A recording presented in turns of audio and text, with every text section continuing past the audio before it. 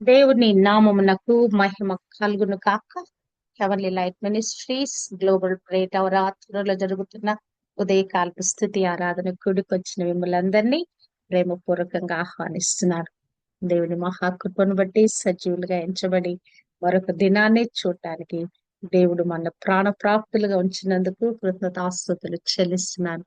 దేవుడు కోరుకున్న విధంగా ఆయనకు స్థుతులు అర్పణలు చెల్లించి మరి ఆయనను ఆరాధించి మన హృదయాలను సిద్ధపరచుకొని ఇట్టి విధంగా వాక్యము ప్రకటించుకోవటానికి దేవుడు మనకు దయచేసిన ఈ ధన్యకరమైన సమయాన్ని బట్టి దేవునికి మహిమ ఆరోపిస్తున్నాను. హల్లెలూయా. దేవాది దేవునికే మహిమ కలుగును కాక. మరి గుడ్ ఫ్రైడే చేసుకున్నప్పుడు ఒక ప్రాముఖ్యమైన వ్యక్తి గురించి మూడవ మాటలో మనము ధ్యానిస్తాము. మూడవ మాట మనము చదువుకుందాం. ప్రభువు శిలువలో పలికిన మూడవ మాటను మనం ధ్యానిస్తే గనక అందులో ప్రాముఖ్యమైన వ్యక్తి శిష్యుడైన యోహాను గురించిన మరి అక్కడ విషయము రాయబడింది. క్రీస్తు ప్రభు శిలువలో మరణిస్తున్నప్పుడు తన తల్లి అయిన మరియను శిష్యుడైన యోహాను చేతికి అప్పగించినట్లుగా ఆమె జీవితము, ఆమె శేష జీవితము అతని దగ్గర మరి క్షేమంగా సురక్షితంగా ఉంటదని మరి ప్రభు భావించి ఆయనకు అప్పగించినట్లుగా మనకు తెలుసు. ఆ యొక్క ప్రతిసారి గుడ్ ఫ్రైడే అప్పుడు అరే యోహాను గురించి దేవుడు ప్రభు ఎందుకు అంతగా ఆ మరి నమ్మి ఉన్నాడు, అతను అంత విశ్వాసపాత్రంగా జీవించాడా, అతను అంత విశ్వసనీయత కలిగిన వాడా, ఇవన్నీ ఆలోచిస్తే గనక నిజంగానే శిష్యుడైన యోహాను అనేకమైన గొప్ప గుణలక్షణాలు కలిగి ఉన్నాడండి. శిష్యులందరిలో కూడా ప్రభుని అత్యధికంగా అర్థం చేసుకున్నవాడు, ప్రభు హృదయంలోకి వెళ్ళి ఆయనను అర్థం చేసుకున్నవాడుగా శిష్యుడైన యోహాను ఉంటున్నట్లుగా చూడగలము. పేతురు కూడా ఉన్నాడు. పేతురు కలిగిన అవగాహన వేరు, మరి యోహానుకు కలిగిన అవగాహన వేరు. ఈ దినము మన ధ్యానము శిష్యుడైన యోహాను, అపో జాన్ ది అపోస్తల్. యోహాను అనే పేరుకి అర్థం ఏంటంటే the grace or mercy of the Lord, ప్రభు యొక్క దయ లేక కనికరము అని అతనికి పేరట. దేవుడి కనికరము, దేవుని దయ అని అతని పేరుకు అర్థమట. మరి 19వ అధ్యాయము 26, 27 వచనాలు చూస్తే గనక యేసు తన తల్లియు తాను ప్రేమించిన శిష్యుడును తన దగ్గర నిలుచుండుట చూచి, మా ఇదిగో నీ కుమారుడు అని తన తల్లితో చెప్పెను. తరువాత శిష్యుని చూచి, ఇదిగో నీ తల్లి అని చెప్పెను. ఆ గడియ నుండి ఆ శిష్యుడు ఆమెను తన ఇంట చేర్చుకునేను. అబ్బా చూడండి ఎంత ఒబిడియన్స్ చూడండి. మారు మాట్లాడకుండా ఆ గడియ నుండి ఎప్పుడైతే ప్రభు ఆ బాధ్యత అప్పచెప్పాడో, ప్రభు నోటి వెంట ఆ మాట వచ్చిందో వెంటనే అతను విధేయుడై ఆ గడియ నుండి ఆమెను తన ఇంట చేర్చుకునేను. అబ్బా ఎంత గొప్ప మరి ఆ యొక్క విధేయత చూడండి. మరి ప్రభు మాటను తూచా తప్పకుండా పాటించేటువంటి ఆ యొక్క అభ్యాసము కలిగిన వాడిగా యోహానును మనము చూడొచ్చు. హల్లెలూయా. ప్రభు మాట అదొక శాసనంగా, ప్రభు పలికితే చాలు అతను వెంటనే కార్యం చేసేటట్లుగా అంత వినయ విధేయతలు కలిగిన వాడుగా ఇక్కడ యోహానును మనము చూడవచ్చు. హల్లెలూయా. అసలు ఒక వ్యక్తిని ఒక కుటుంబంలోకి తీసుకోవాలంటే అది ఎంతో ఆలోచించాలి కదా. ఒక వ్యక్తి తన కుటుంబంలోకి రావాలంటే వారికి కావాల్సిన వాటన్నిటినీ సమకూర్చాలి. ఆ బాధ్యత తీసుకోవాలంటే కొద్దిగా ఆలోచించవలసి ఉంటది. కానీ ఇక్కడ యోహాను అసలు ఏ మాత్రము మారు మాట్లాడకుండా తల్లిని మరి తన ఇంట చేర్చుకున్నాడు. ప్రభు తల్లిని తన తల్లిగా చేసుకుని తన ఇంట చేర్చుకున్నాడు.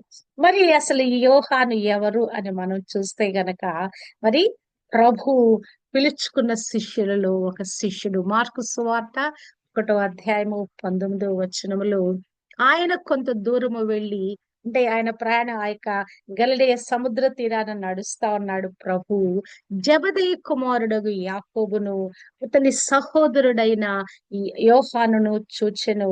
వారు దోణిలో ఉండి తమ వలలు బాగు చేసుకుంటూ ఉండిరి.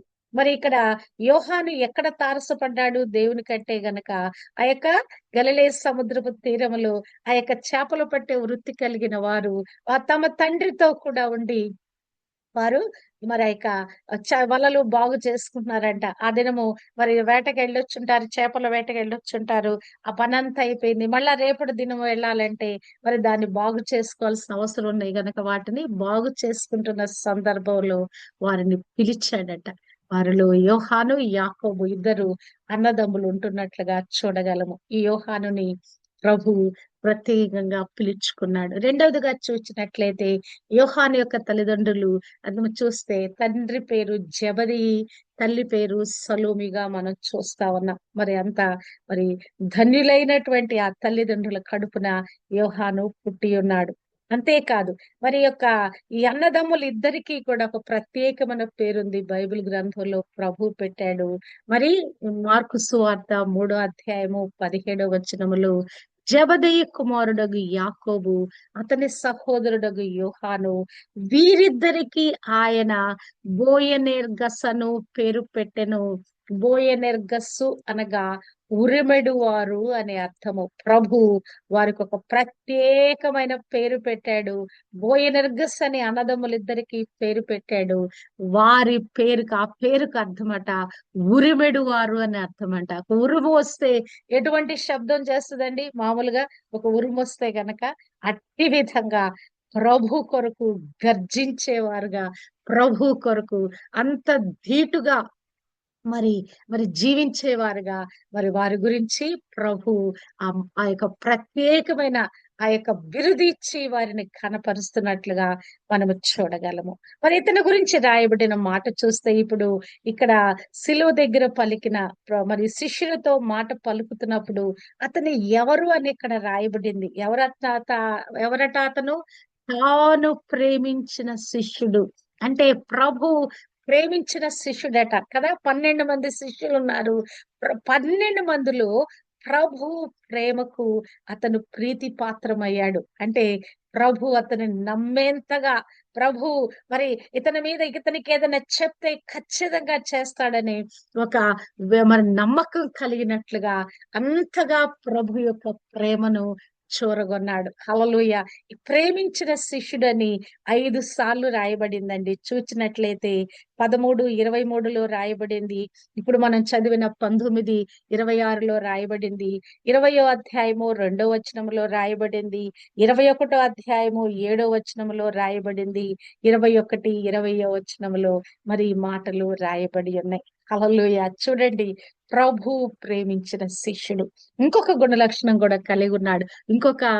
కూడా చూస్తే రొమ్మున ఆనుకొనుచుండెను. యేసు రొమ్మున ఆనుకొనుచుండెను. యేసు శిష్యులలో యేసు ప్రేమించిన ఒకడు యేసు రొమ్మున ఆనుకొనుచుండెను. హల్లెలూయా. ప్రభు దగ్గరికి ఆయన హత్తుకొని ఆయన హార్ట్ టు హార్ట్ గా ఈయన అయిపోయాడండి. ప్రభు యొక్క హృదయము, మనస్సు కంప్లీట్ గా ఎరిగిన వాడుగా, ప్రభు యొక్క ఆలోచన ఎరిగిన వాడుగా, ప్రభు ఏమై ఉన్నాడో గ్రహించిన వాడుగా, అబ్బా hallelujah, is close, very close to the Lord. రొమ్మున ఆనుకున్న శిష్యుడుగా ఉన్నాడండి. హల్లెలూయా. అందును బట్టి యోహానుకు కలిగిన ప్రత్యక్షతలు మరొక శిష్యుడికి కలగలేదండి. యోహాను యొక్క ఆ పత్రికలు మనం చూచినా, యోహాను సువార్త చూచినా, యోహాను రాసిన ప్రకటన గ్రంథం చూచినా కూడా ప్రభు అతనికి ఎంత మరి ఆ యొక్క కనెక్షన్ కలిగి ఉన్నారు. వాళ్ళిద్దరు కూడా ఎంతగా వాళ్ళిద్దరూ మమేకమై ఉన్నారు. ప్రభు లోపలికి వెళ్ళి, ప్రభు మనస్సు లోపలికి, ఆలోచనలోకి వెళ్ళి అతను ఎంతగా ప్రభుని గ్రహించి ఉన్నాడో వాటన్నిటిని మనం చదువుట ద్వారా అర్థం చేసుకోవద్దు. నిజంగానే అతను ప్రభువుని అర్థం చేసుకున్నట్లుగా మరి ఏ శిష్యుడు అర్థం చేసుకున్నట్లుగా ఆ యొక్క బైబిల్ గ్రంథంలో మనం చదివితే మనకు అర్థం అవుద్దండి. ప్రభుని యోహాను శిష్యుడు ఎంతగా అర్థం చేసుకున్నాడు అనేది అతని యొక్క ఆ యొక్క రాతలలో, అతను రాసిన ఆ యొక్క పుస్తకాలలో నుంచి, అతను రాసిన మరి ఆ యొక్క అనేకమైన అద్భుతమైన సంగతుల్లో నుంచి మనం నేర్చుకోవచ్చు. మరి ఆయన రాసిన విషయాలు చూస్తే దేవుడు ప్రేమ స్వరూపి అని, దేవుని ప్రేమ గురించి ఎంతగా నొక్కి వక్కాణించి రాస్తాడు. ఆ యొక్క పత్రికలు మనం చదివిన, యోహాను సువార్త చదివిన దేవుని ప్రేమ గురించి ప్రస్ఫుటంగా మనకు బోధించబడింది.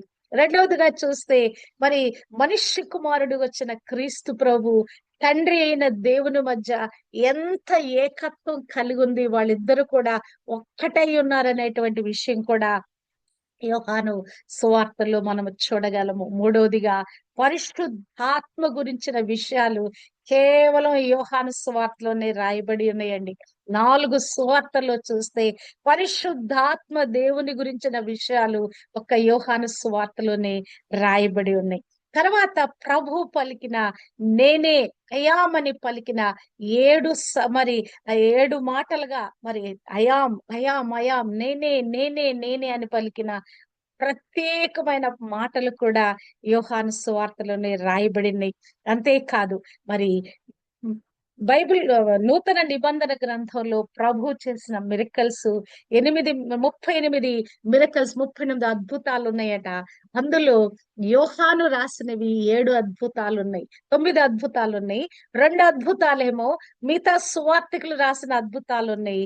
మరి మిగతా సువార్తలలో రాయబడిన మిగతా 7 అద్భుతాలు ఈ యొక్క మరి యోహాను సువార్తలో ఉన్నట్లుగా మనము చూడగలం. అంటే యోహాను రాసినటువంటి ఆ యొక్క మాటలన్నీ కూడా ఒక ప్రత్యేకమైన రీతిలో ఒక వెండిని పుటము వేస్తే ఎట్టి విధంగా అది మరి చక్కగా శుద్ధంగా బయటికి వస్తుందో, ఒక బంగారాన్ని దాన్ని కరిగిస్తే గనక వేడిములు కరిగిస్తే ఎట్లా శుద్ధంగా అవుద్దో, ఎట్టి విధంగా ఒక ప్రత్యేకమైన దానిలాగా కనపడుద్దో, అట్టి విధంగా యోహాను రాసినటువంటి ఈ జీవ వాక్యాలు కూడా అంత అద్భుతంగా ఉంటాయి.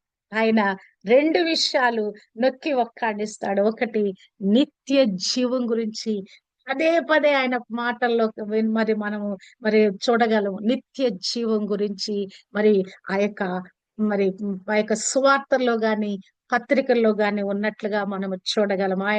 ఆయన రాసిన రాతలలో ప్రత్యేకత. మరి తర్వాత మనం చూచినట్లయితే ప్రభు ఎవరు? నేను ఆయనని కన్నులారా చూచాను. ప్రభు గురించి నాకు అర్థమైంది అని ఆయన చూచిన సాక్ష్యము, సత్యము ప్రభు ఇదయ్యున్నాడు ప్రభు. ఆయన సత్యమైనాడు. ఆయన ఈ కార్యాలు చేసి ఉన్నాడని ఆయన ఖచ్చితంగా మరి ఆయన రాసినట్లుగా మరి యొక్క యోహాను సువార్తలో మనం చూడగలము. మరి అతను రాసిన మాటల్లో ప్రత్యేకమైన వాటిని చూస్తే గనక మరి 14 అధ్యాయము 12 వచనములో ప్రభు అంటాడు, నన్ను విశ్వసించిన వాడు మరి నాకంటే గొప్ప కార్యాలు చేస్తాడని ప్రభు చెప్తాడు కదా. ప్రభుని మనం విశ్వసించగలిగితే ప్రభు వలె మనము కూడా ఈ అద్భుత కార్యాలు మనము చేయగలము కదా. కృపావరాల్లో ఒక కృపావరం ఏంటండి? అద్భుతాలు చేయ శక్తి కదా. ప్రభుని ఎప్పుడైతే మనం విశ్వసించామో ఆ యొక్క కృపావరము మనము పొందుకుంటామని దానికి సాదృశ్యంగా ఇక్కడ యోహాను భక్తుడు చెప్తున్నాడు. మరి యేసుక్రీస్తు ప్రభు చెప్పిన మాట, నా యందు విశ్వాసముంచువాడు నేను చేయు క్రియలను చేయును, వాటికంటే మరి గొప్పవి చేయనని అతడు మీతో అతడు చేయనని నిశ్చయముగా మీతో చెప్పుచున్నాను అంటాడు. రెండవదిగా చూచినట్లయితే ప్రభువు మరణించినప్పుడు ప్రభు యొక్క ఆ శవాన్ని ఆ యొక్క మరణించిన ఆ తర్వాత ఆ యొక్క శిలువ మీద నుంచి ఆయన దించేటప్పుడు జరిగిన ఒక సంభవం గురించి తన కనులారా చూస్తూ సాక్ష్యం ఇస్తున్నాడు. సైనికులు వచ్చి ఆయనతో కూడా సిలువ వేయబడిన మొదటి వాని కాళ్ళను, రెండవ వాని కాళ్ళను విరగొట్టిరి. మరి అయితే వారు యేసునొద్దకు వచ్చి అంతకు ముందే ఆయన మృతి పొంది చూచి ఆయన కాళ్ళు విరగొట్టలేదు కానీ సైనికులలో ఒకడు ఈటతో ఆయన ప్రక్కను పొడిచెను, వెంటనే రక్తమును నీళ్లును కారెను. హల్లెలూయా. యోహాను మరి సిలువ దగ్గర ఉన్నాడు. ప్రభు మరణించేంత వరకు ఉన్నాడు. ఆ జరిగిన సంభవాలన్నిటినీ కనులారా చూచిన వాడై అక్కడ జరిగిన మాట లేఖనము నెరవేర్చబడినట్లు ఆయన ఎముకలలో ఒక్కటైనను విరవబడలేదు అనే లేఖనము నెరవేరిందని ఇక్కడ ఆయన కనులారా చూస్తున్నాడు. యేసు అప్పటికే మృతి చెందుట చూచి ఆయన కాళ్ళు విరగొట్టబడలేదు. ఇది ఆయన కనులారా చూచాడు. అంతేకాదు ప్రభు గుండెల్లోకి ఆ బల్లెము గుచ్చబడుట, ఆ యొక్క బల్లెము బయటకు వచ్చినప్పుడు ఆ యొక్క ఆఖరి రక్త బొట్టు నీళ్లు కారుట ఆయన కనులారా చూచి ఇక్కడ 19:35 అంటున్నాడు, ఇది చూచిన వాడు సాక్ష్యం ఇచ్చుచున్నాడు, అతని సాక్ష్యము సత్యమే, మీరు నమ్మునట్లును అతడు సత్యము చెప్పుచున్నాడని ఆయన ఎరుగును. దేవాది దేవుడు క్రీస్తు ప్రభు నన్ను ఎరిగి ఉన్నాడు, నేను సత్యమే చెప్తానని, ఆ సత్యము గురించి నేను రాస్తున్నానని ఆయన ఎరిగి ఉన్నాడని ఆయన కనులారా చూచిన విషయాన్ని ఇక్కడ మాట్లాడుతున్నాడు. ఈ విషయాలు మిగతా సువార్తలలో పొందుపరచబడలేదండి. మరి ఇక్కడ మనం చూసినట్లయితే గనక మరి ప్రభు చేసిన అనేకమైన సూచనలు వాటన్నిటి గురించి ఆయన 20:30 అంటున్నాడు. మరియు అనేకమైన ఇతర సూచక క్రియలను యేసు తన శిష్యుల ఎదుట చేసెను, అవి ఈ గ్రంథమందు రాయబడి ఉండలేదు. కానీ యేసు దేవుని కుమారుడైన క్రీస్తు అని మీరు నమ్మునట్లును, నమ్మి ఆయన నామమందు జీవము పొందునట్లును ఇవి రాయబడెను. అసలు ఎందుకు ఈ బైబిల్ గ్రంథం మన కొరకు ఎందుకు ఇవ్వబడింది? ఈ ప్రభు చేసిన కార్యాలు, అద్భుత ఆశ్చర్యాలు, స్వస్థతలు ఇవన్నీ ఎందుకొరకు రాయబడినాయి అంటే గనక ఆయన దేవుని కుమారుడైన క్రీస్తు, పరలోక నుంచి దిగి వచ్చిన క్రీస్తు అని అది మీరు గ్రహించటానికి, మీరు గ్రహించి, మీరు నమ్మి గ్రహించి, అంతేకాదు ఆయన నామమునందు జీవము పొందునట్లు ఇవి రాయబడిన. హల్లెలూయా. బైబిల్ గ్రంథంలో రాయబడిన సత్యాలన్నీ కూడా, ప్రభు చేసిన కార్యాలన్నీ కూడా మీరు నమ్మకం పెట్టి, మీరు జీవం పొందుకొని, మీరు నిత్య జీవం వారసులు అవటానికి ఇవన్నీ రాయబడిననే ఆ సత్యాన్ని కూడా ఆయన చెప్తున్నాడు. 21:24 అంటాడు, ఈ సంగతులను గూర్చి సాక్ష్యం ఇచ్చుచు ఇవి రాసిన శిష్యుడు ఇతడే, ఇతని సాక్ష్యము సత్యమని ఎరుగుదుము. హల్లెలూయా. మరొకసారి మరి మరి అతను నేను చెప్పే మాటలు సత్యమైన మాటలని మరొకసారి కన్ఫర్మేషన్ చేస్తున్నాడండి. ఒకసారి చెప్పాడు సాక్ష్యము, నా సాక్ష్యము సత్యమే, ప్రభువు మరణించినప్పుడు జరిగిన సంభవాన్ని అక్కడ రికార్డ్ చేస్తూ ఇది సత్యమే అని చెప్పాడు. ఇక్కడ మరొకసారి నా సాక్ష్యము, ఈ సంగతులు ఏదైతే నేను రాసి ఉన్నాను ఈ యొక్క స్వార్తలో, ఇవన్నీ కూడా ఖచ్చితంగా జరిగినాయి. ఈ సంగతుల గురించి సాక్ష్యం ఇచ్చుచు ఇవి రాసిన శిష్యుడు ఇతడే. ఎవరైనా? యోహాను, నేనే అని చెప్పేసి అక్కడ రాసుకుంటున్నాడు. ఇతని సాక్ష్యము సత్యమని ఎరుగుదుము. ఇంకను మరి యోహాను రాసిన మాట అసలు ఎంత అద్భుతమైన మాట అంటే 21వ అధ్యాయము 25వ వచనములు, యేసు చేసిన కార్యములు ఇంకను అనేకములు కలవు. హల్లెలూయా. ప్రభు ఈ భూమి మీద ఉన్నప్పుడు అనేకమైన కార్యాలు చేశాడంట. వాటిలో ప్రతి దానిని వివరించి వ్రాసిన ఎడల అట్లు వ్రాయబడిన గ్రంథములకు భూలోకమైనను చాలదని నాకు తోచుచున్నది. హల్లెలూయా. అంటే ప్రభువు చేసిన కార్యాలు కేవలం ఒక 38 అద్భుతాలు మాత్రమే బైబిల్ గ్రంథస్థం చేసింది కదా. పలానా జలోదర రోగం గల వాడిని బాగు చేశాడు, కుష్ఠరోగం వాడిని బాగు చేశాడు, గుడ్డి వాడిని బాగు చేశాడు, కుంటి వాడిని బాగు చేశాడు. ఇవన్నీ మాటలు అది కొన్ని మాత్రమే, పరిమితి కలిగిన మాటలు మాత్రమే మరి బైబిల్ గ్రంథంలో మరి మనం తెలుసుకోవటానికి కొన్ని రాయబడినాయి. కానీ ఆయన చేసిన కార్యములు ఇంకను అనేకములు కలవు. వాటిలో ప్రతి దానిని వివరించి రాసినెడల అట్లు రాయబడిన గ్రంథములకు భూలోకమైనను చాలదని నాకు తోచుచున్నది. అంటే ప్రభు ఎన్ని కార్యాలు చేస్తుండొచ్చండి కదా. ఆయన యొద్దకి జన సమూహాలు వచ్చారంట.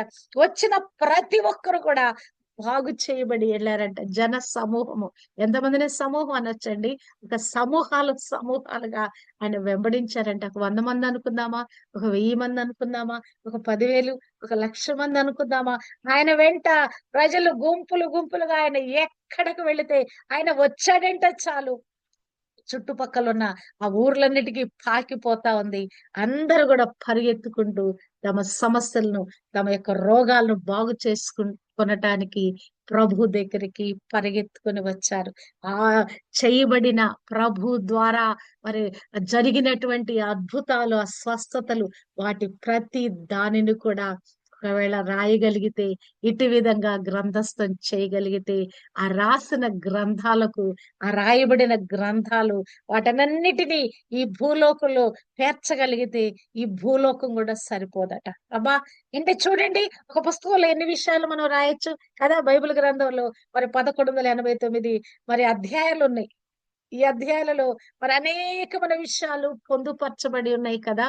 మరి వీటిని కదా, ఈ యొక్క బైబిల్ గ్రంథాన్ని మనం చదవటానికి అసలు మనకి సరిపోదు, సమయం సరిపోదు, మన జ్ఞానం బుద్ధి సరిపోదు. ఒకసారి చదివింది మరొకసారి చదివితే వాళ్ళొక కొత్త రూపం, మరి కొత్త విధంగా మనకు అర్థమవుద్ది. ఆ లోతులోకి వెళ్ళి చదివితే ఇంకా అందులో ఇంకా ఏమో మర్మాలు బయలుపరచబడతా ఉంటాయి.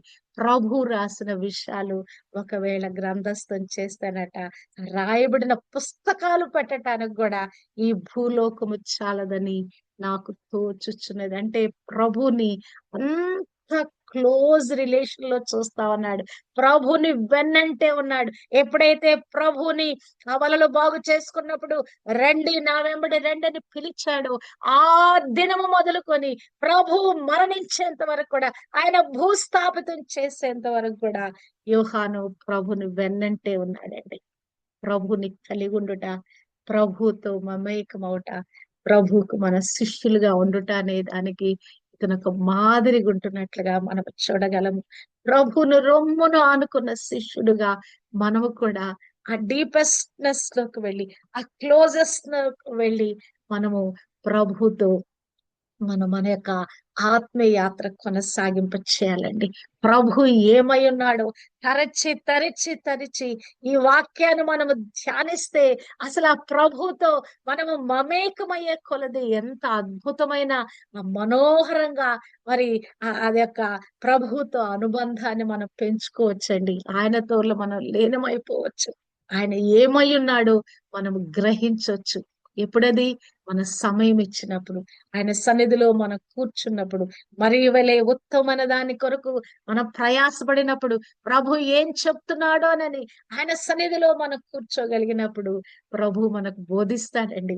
ఆ బైబిల్ గ్రంథంలో రాయబడిన ఈ అద్భుత ఆశ్చర్య మహత్కార సూచక్రియలు, రాయబడిన మర్మమైన విషయాలు ప్రభు మనకు బోధిస్తాడు. యోహాను మరికి ఎంత గొప్ప ధన్యత దొరికింది. ప్రభుని కనులారా చూస్తూ, ప్రభుతో కలిసి జీవిస్తూ కదా, ప్రభు వెన్నంటే ఉండి ప్రభు బోధించే ప్రతి బోధను అర్థం చేసుకుంటూ, అతను క్లోజ్ రిలేషన్షిప్ లో నుంచి మరి ప్రభు గురించి మాట్లాడిన 7 మాటలు నేనే అని ప్రభు మరి పలికిన 7 మాటలు, ఆ 7 మాటలు కానీ, ఇంకను మరి దేవుని యొక్క ప్రేమ గురించి అతనికి అర్థమైన దానిలో నుంచి మరి ఆ విషయం గాని, పరిశుద్ధాత్మ గురించి రాయబడిన ఆ విషయాలు, రాయబడిన ఈ అద్భుత కార్యాలు, మిగతా సువార్త పత్రికలకి ఈయన రాసిన పత్రిక మరి ఈయన రాసినటువంటి సువార్తకు ఆ ప్రత్యేకత ఏంటి, ఆయన మిగతా వాళ్ళు రాసిన బోధనలకి, పౌలు కూడా బోళ్ళని పత్రికలు రాశాడు కదా. పౌలు కూడా బోళ్ళని విషయాలు మనకి, అసలు ఎన్నో అద్భుతమైన విషయాలు ఆయన కూడా అర్థం చేసుకొని, ఆయన పర్స్పెక్టివ్ నుంచి, ఆయన మరి కలిగిన అవగాహనలోంచి ఆయన రాశాడు. మరి యోహాను యొక్క అవగాహన, యోహాను ఏమి కన్నాడు, ఏమి విన్నాడు, ఏది ప్రభు వెంబడిస్తూ ఏమేమి అర్థం చేసుకున్నాడు, రాసిన విషయాలను దేవుని చిత్తంలో మరలా మనము ధ్యానిద్దాము. మనము యోహాను శిష్యుని వలె మనం అందరం కూడా శిష్యురాలుగా మార్చబడదుము కాక ప్రభు కోరుకుంటున్నాడండి. హార్ట్ టు హార్ట్ రిలేషన్ కోరుకుంటున్నాడు. ప్రభుతో మమేకమయ్యే ఆ రిలేషన్ ప్రభు కోరుకుంటున్నాడు. ప్రభుని హత్తుకొని మనము జీవించాలని ఆయన ఎంతగానో అభిలషిస్తున్నాడు కదా. ఎవరికి మనం రహస్యాలు చెప్తామండి? క్లోజ్ రిలేషన్ లో ఉన్న స్నేహితులకు మనము రహస్యాలు చెప్పుకుంటాం. ఎవరు పడితే వాళ్ళతో మనం చెప్పం, మనం మాట్లాడం కదా. ఎప్పుడైతే మన హృదయానికి దగ్గరగా సమీపంగా వచ్చిన స్నేహితురాళ్ళకి మన హృదయం విప్పి చెప్పుకుంటాం, మనం ఏమై ఉన్నామో, మన హృదయ బాధలేంటో, లేకుండా మన హృదయ సంతోషాలే, మన జీవితానికి సంబంధించిన ఎవరికి చెప్పుకోలేనటువంటి ఆ సీక్రెట్స్ ఏంటో ఎవరికి చెప్పుకుంటామో, క్లోజ్ రిలేషన్ లో ఉన్న వాళ్ళకి చెప్పుకోగలము. నిజమైన స్నేహితులకే మనం చెప్పుకోగలం. ఈ విధంగా ప్రభు ఏమై ఉన్నాడో, మరి తన జీవితం యావత్తు కూడా ప్రభుతో హత్తుకొని ప్రభుని అర్థం చేసుకుంటూ ఆయన వచ్చాడండి. ప్రభుతో ఇటు విధమైన సంభాషణ కూడా చేసి ఉండొచ్చేమో కదా. మరి ఆయన రొమ్మును ఆనుకున్న శిష్యుడిగా అక్కడ మనం చూసినట్లయితే, ఆ రొమ్మునుకు ఆనుకున్నటువంటి ఆ యొక్క స్థితిని మనము చూస్తే గనక, మరి పేతురు ఒక చోట సైగ చేస్తాడు. సైగ చేసి కనుక్కో కనుక్కో, ఎవరది ప్రభుని అప్పగించే వ్యక్తి ఎవరు, అక్కడ ప్రభు ఆ సంభాషణలో ప్రభు అక్కడ నన్ను అప్పగిస్తాడంటే పేతురు యోహానికి సైగ చేస్తున్నాడు, కనుక్కో కనుక్కో, ఎవరో కనుక్కో అని చెప్పి మరి అతను సైగ చేస్తున్నాడు. అంటే ప్రభు దగ్గర నుంచి ఆంతరింగికమైన విషయాలు మరి తెలుసుకోవాలంటే కూడా మరి ఇక్కడ మరి యోహాను ఎంత క్లోజ్ రిలేషన్ లో ఉన్నాడు. ఇప్పుడున్నటువంటి ఆ యొక్క ఇన్నర్ సర్కిల్లో ప్రభువుకి 12 మందిలో ముగ్గురు ప్రత్యేకమైన శిష్యులు ఉన్నారు. ఆ ముగ్గురు ప్రత్యేకమైన శిష్యుల్లో పేతురు, యాకోబును మించి మరి యోహాను ఇంకా క్లోజ్ రిలేషన్ లోకి వెళ్ళిపోయినట్లుగా మనం చూడగలం. ప్రభు ప్రాణం పెట్టిన ప్రాణ ప్రియుడిని మనం అట్టి విధంగా క్లోజ్ రిలేషన్ లో నుంచి అర్థం చేసుకోవాలని ప్రభు మనను కోరుకుంటున్నాడండి. ఆయన ద్వారా మనం ప్రేమించబడాలని, ప్రభువు ప్రేమించిన శిష్యుడు అని ఎట్టి విధంగా ఈ యొక్క శిష్యుడైన యోహాను గురించి రాయబడిందో, మరి ఆయన ఆ ప్రభువు ప్రేమించిన శిష్యుడు కావండి, రొమ్మున ఆనుకున్న వ్యక్తి కావండి, ఏమేమి విషయాలు ప్రభు దగ్గర నుంచి పొందుకున్నాడో దేవుని చిత్తంలో వాటిని మరొక దినము ధ్యానించటానికి దేవుడు తన కృప మనకు దయచేయును కాక. మనమందరము అట్టి విధంగా రొమ్మును ఆనుకున్న మరి ప్రభు చేత ప్రేమించబడిన శిష్యుడైన యోహాను వలె మనము కూడా ప్రభుకి అటువంటి విధమైన క్లోజ్ రిలేషన్షిప్ లోకి వెళ్ళుదుము కాక. ప్రభుని మనము మరి అర్థం చేసుకొని ఆయన కొరకైనా ఆఖరి మరి శ్వాస వరకు ప్రభు కొరకు జీవించువారుగా ఉండటానికి దేవుడు తన కృప మనందరికీ అనుగ్రహింప చేయను కాక. దేవునికే మహిమ కలుగును కాక.